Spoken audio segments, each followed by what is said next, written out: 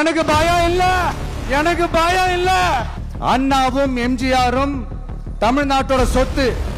அவங்கள பயன்படுத்துறத பத்தி யாரும் இங்க கம்ப்ளைண்ட்லாம் பண்ண முடியாது.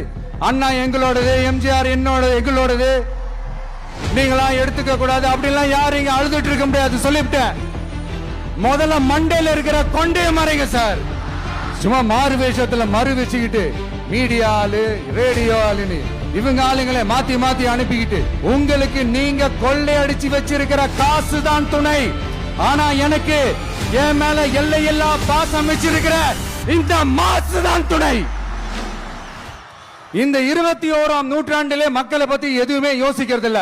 ஆனா அந்த காலத்திலேயே இது எல்லாத்தையும் பத்தி யோசிச்ச மக்களை பத்தி, குடிக்கிற தண்ணியை பத்தி, விவசாயத்தை பத்தி, அணை கட்டுறதை பத்தி, கால்வாய் வெட்டுறதை பத்தி, இதெல்லாம் எங்கிருந்து பவானியிலிருந்து நொய்யலாறு வரைக்கும் கால்வாய் வெட்டி இதெல்லாத்தையும் பத்தி யோசிச்ச காளிங்கராயன் அவர்களுக்கு கோடி கும்பிடு போட்டாலும் பார்த்தாதுங்க.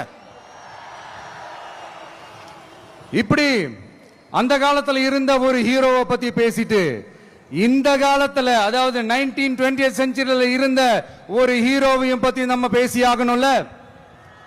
ஒருத்தர் இலகிய மனம் கொண்ட ஹீரோனா இன்னொருத்தர் இரும்பு மாதிரி அயன் மேன் தான். எஸ், நம்ம ஈரோடு கடப்பாறை தான்.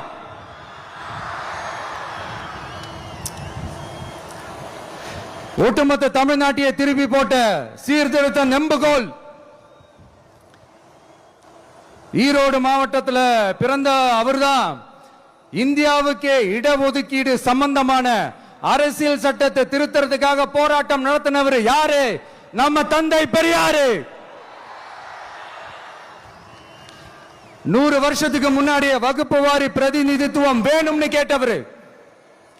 அன்னைக்கும் சரி இன்னைக்கும் சரி ஒரு ஆச்சரியத்தோட பார்க்கக்கூடிய ஒரு மனிதர், நம்மளுடைய கொள்கை தலைவர். அப்ப அண்ணாவும் எம்ஜிஆரும் யாரு? பெரியார் அவர்கள் கிட்ட இருந்து எங்களுக்கு தேவையான கொள்கைகளை எடுத்துக்கிட்டோம். அவரை ஃபாலோ பண்ற, அவரை வழிகாட்டி ஏத்துக்கிட்ட அண்ணா அவர்கள் கிட்ட இருந்தோம், எம்ஜிஆர் அவர்கள் கிட்ட இருந்தோம் தேர்தல் அணுகுமுறையை எடுத்துக்கிட்டோம். அண்ணாவும் எம்ஜிஆரும் தமிழ்நாட்டோட சொத்து. அவங்கள பயன்படுத்துறத பத்தி யாரும் இங்க கம்ப்ளைண்ட்லாம் பண்ண முடியாது.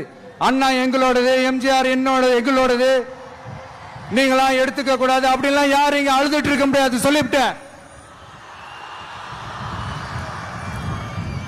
அதனால நாங்க ஒரு வழியில அரசியல் செஞ்சுக்கிட்டு போயிட்டு இருக்கிறோம். உங்களுக்கு தான் டிவிக்கு ஒரு பொருட்டே இல்லல, அப்புறம் ஏன் கதறீங்க?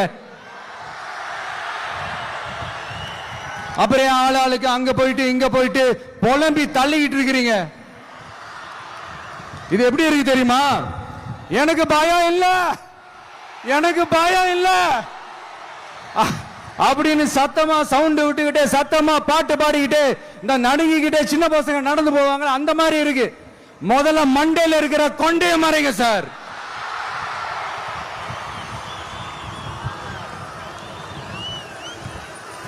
சும்மா மாறு வேஷத்துல மறு வச்சுக்கிட்டு மீடியா ஆளு, ரேடியோ ஆளுன்னு இவங்க ஆளுங்களை மாத்தி மாத்தி அனுப்பிக்கிட்டு இதெல்லாம் என்ன மக்களுக்கு தெரியாதுன்னு நினைச்சிட்டு இருக்கீங்களா?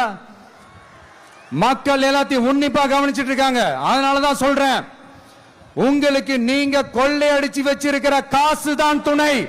ஆனா எனக்கு என் மேல எல்லையில்லா பாசம் வச்சிருக்கிற இந்த மாசு தான் துணை.